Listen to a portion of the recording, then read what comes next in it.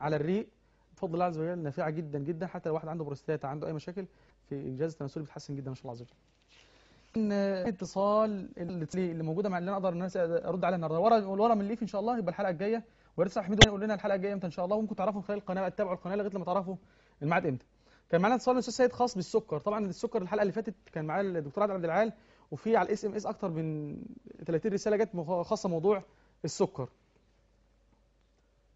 سكر كويس جدا لعلاج السكر. السكر يا جماعه ناس كتير جدا جربتها بفضل الله عز وجل وجابت نتيجه بنسبه مليون المية بفضل الله عز وجل، حتى منهم عمداء كليات الطب واساتذه في كليه الطب، وبفضل الله ربنا يشفيهم تماما يعني، فاسال الله ان يشفيهم وانا اعافيهم رب. اللي وصفه السكر هي عباره عن، ما اعرفش الاستاذ خالد يقدر يطلعها لنا من على الكمبيوتر ولا لا، بس عموما الحلقه النهارده الاعداد بتاعها تعبان جدا فسامحونا يعني. 75 جرام سموه بالنسبه لوصفه السكر. حط الموبايل وسجل الحلقه، فرصه.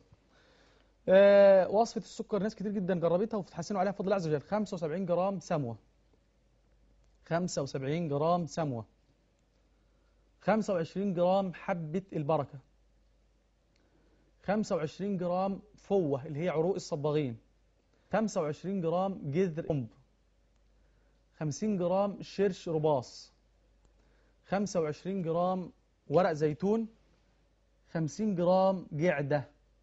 نقول وصفة السكر مرة تانية لأن المرض انتشر يعني كثيرا في هذه الأمة، فأسأل الله أن يجعلنا سبب في شفاء المسلمين رب اللهم آمين. واللي ما يعرفش يوصل ليا ممكن ياخد الرقم من الكنترول، الرقم في الكنترول موجود، هو 010 يعني، ممكن تاخدوه من الكنترول إن شاء الله.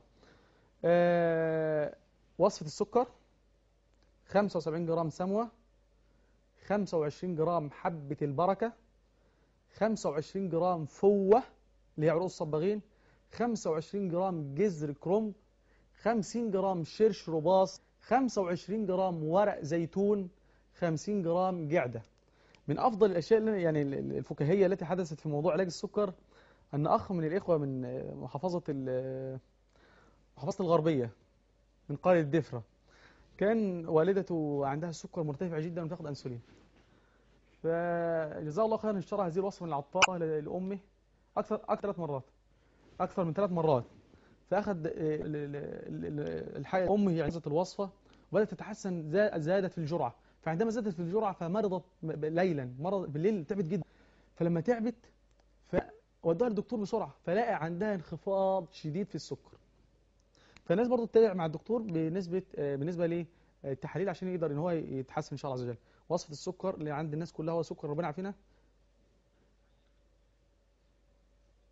طيب دلوقتي في يعني ناس كتير قوي طالبه وصفه الحموضه. بس طيب نقول حاجه بقى بالنسبه للضغط عشان يبقى احنا خلصنا من السؤال. هتجيب حشيشه الدينار وبنفسج، حشيشه الدينار وبنفسج